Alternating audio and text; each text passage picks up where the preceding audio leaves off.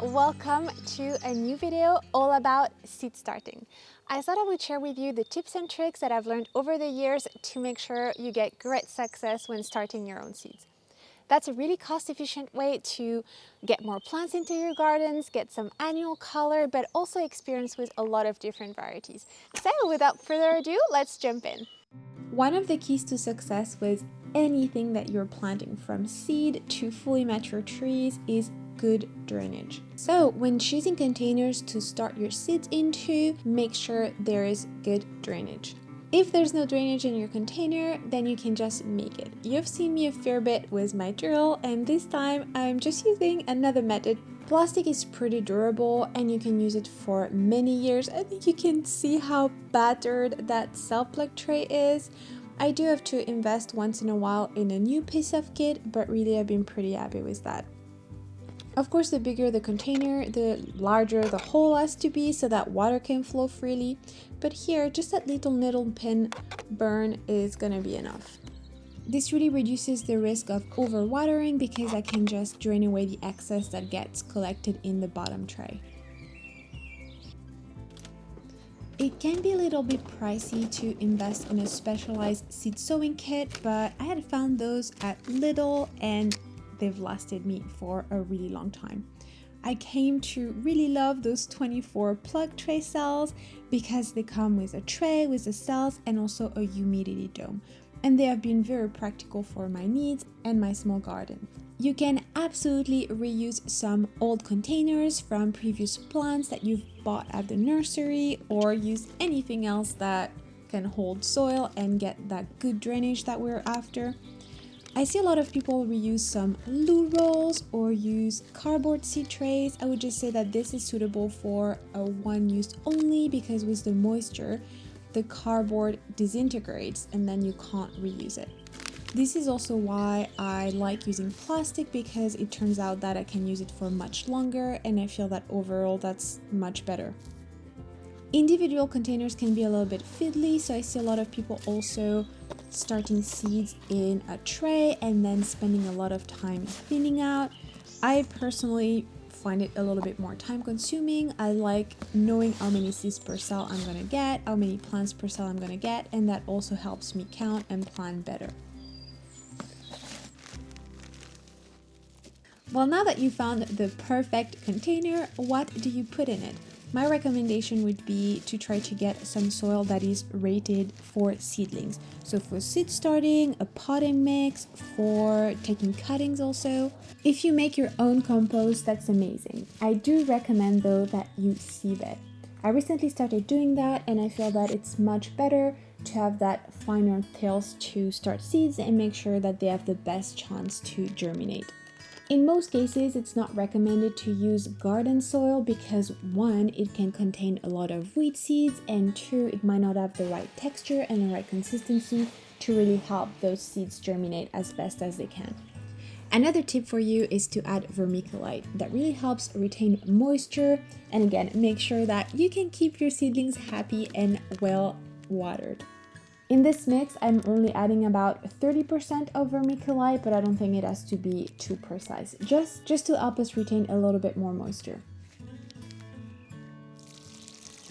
Which leads us to pre-moistening our seed mix. Once you've added your sifted compost and your vermiculite, the next step is to add water to it as well. Don't get it too wet, but just moist enough so that it retains a good shape, and that will really help you when it's time to watering your seeds so that they don't slosh out everywhere. It also helps pack in your soil to avoid air pockets. Otherwise, as soon as you water, your seeds might get to the wrong depths and just get lost, and again, that won't help you increase that germination rate. What I found really helps is to pack in the soil and leave just a little dip so that it's really easy to pop in the seeds. I also typically like to fill in all my cells with the number of seeds that I want to start, and only then top up with soil so that I know exactly where I've already added them. Which brings us right into labeling. And I know I'm always rambling on about it, but it is really my number one tip to make sure that you don't forget what you've just sown, what you've just planted. I'll link below the labels that I found from Amazon. They fit perfectly under my little humidity domes, and with just a standard garden pen that typically lasts me well through the season, or at least as long as I need it for. And I can also reuse those labels. Another reason why I really love salt block trays is that they're pretty versatile to keep all the same types of flowers together. One tray is 24 cells, but obviously you can divide that by half or in thirds or quarters depending on how many plants of each variety you need. And of course, for a small garden, that really makes it helpful to be able to divide one tray into multiple different types of plants. So one of my big planning jobs is planning how many plants I need and also which flats I'm going to sow them into. So never put a seed in without labeling first. And to make my life easier as the seedlings grow on is to keep similar types of seeds together. What I mean by that is, for example, grouping annuals together in a flat or anything that's germinating pretty fast. Biennials also I like to keep together because I know they're going to flower next year and they're going to need more care. Perennials can also take longer to germinate. Or if, for example, if I sow several varieties of the same flower, like for Cosmos, for example, I want to keep that in the same flat because I know they're likely to germinate and then need repotting at the same time. That also helps me with watering and with transplanting. So I really do try to group my seeds with those different categories. Also, if they are climbers, if they are wildflowers, or if I want to use them in different areas of the garden, so it's really also easy for me to organize all my seedlings. Typically you can check germination times at the back of the seed packets also, so I try to do that for anything that I haven't grown before. Again, to help me plan. Here I have a flat of biennials, so I sowed some hollyhocks and some aquilegia together because I know that they're gonna flower for next year. So that helps me out also to separate what's for this year and for next year. Everything is growing so well. Actually, that's also a good opportunity to give you a little bit of an update on everything that we sowed for the rose border. Also, when we're using containers, I'm trying to use square ones because they fit a little bit better in trays, and again, that's much easier to keep everything together, to carry everything together when I have to move the seedlings around for whatever reason. Typically, all the information that you need to be successful is at the back of the seed packet. I've noticed over the years that the size of the seed is also proportional to how deep you need to plant it. So if you're not sure because you collected some seeds from friends, you harvested your own seeds, but didn't make a note of everything that you had to do, typically the bigger the seeds, the deeper you sow it.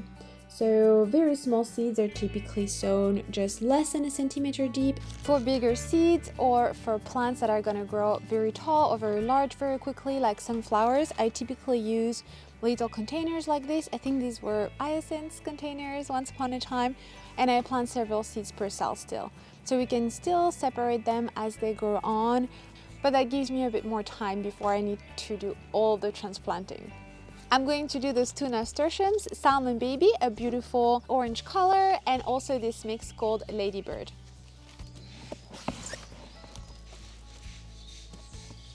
The number of seeds that you place in each cell is also dependent a little bit on experience, I would say. For Cosmos, for example, I only put one because I know they tend to germinate very well. That might also depend on how old your seeds are. The older they are, the less likely 100% of them are to germinate.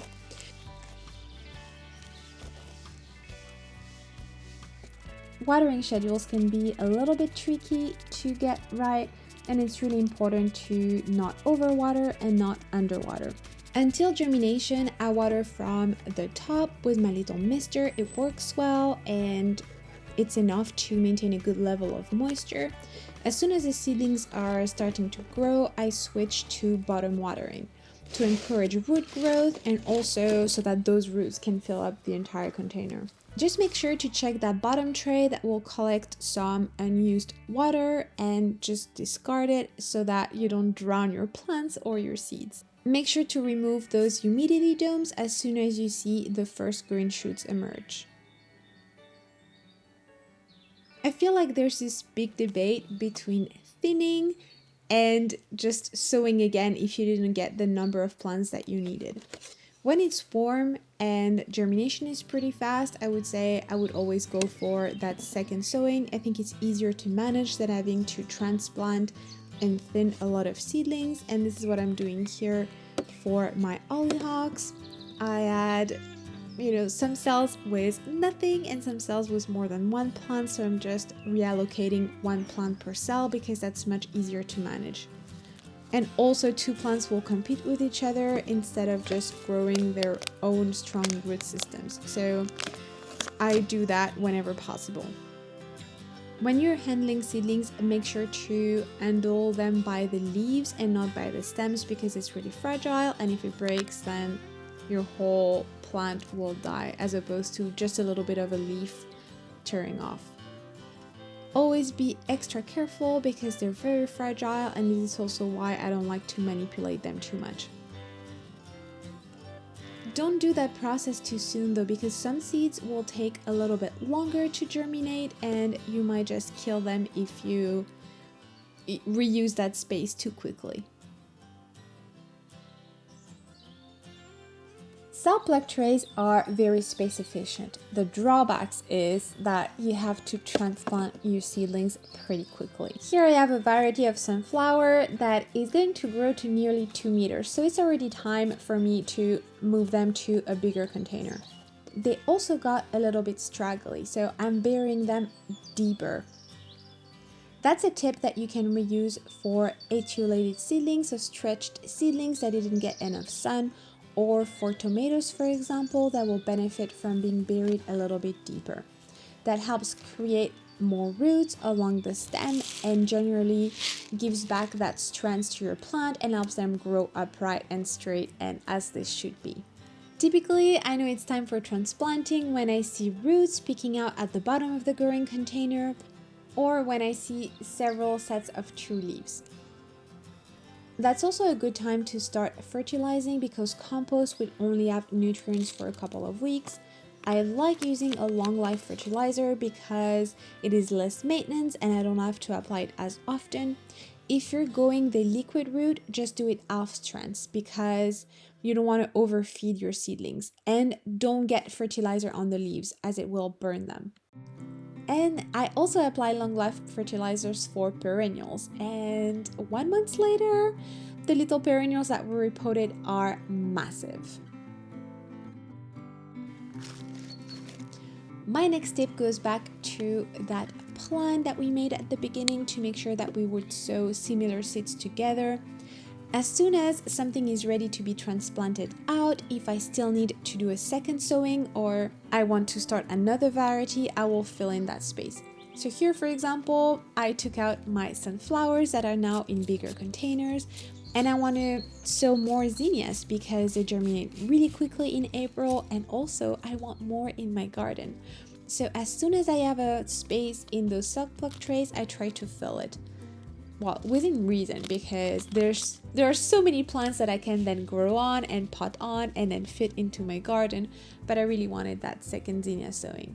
And I think that's also something that can be applied in the vegetable garden, especially when you have to sow successively to make sure you have a really good crop and an abundance all season long. So that can be for space management, but here specifically for seed sowing space management.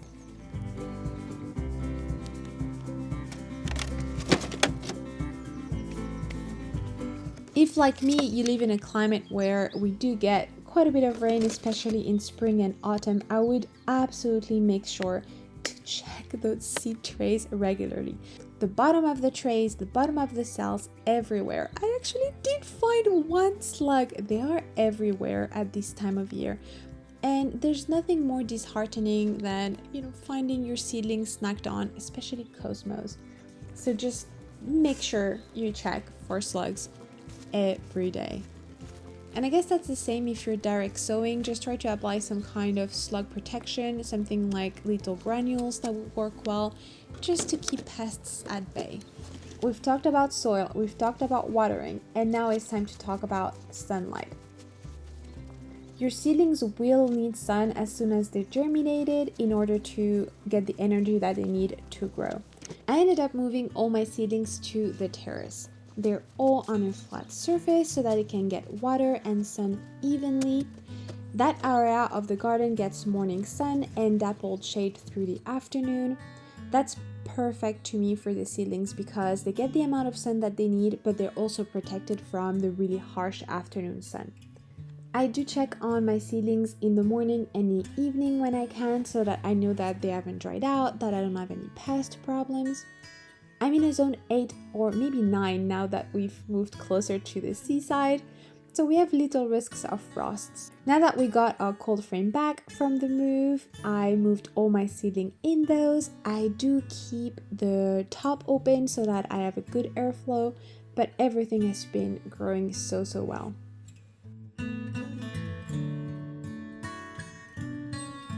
Thanks for watching this video. I really do hope you found those tips helpful, and do let us know in the comments if there's anything else you would add or would like to share.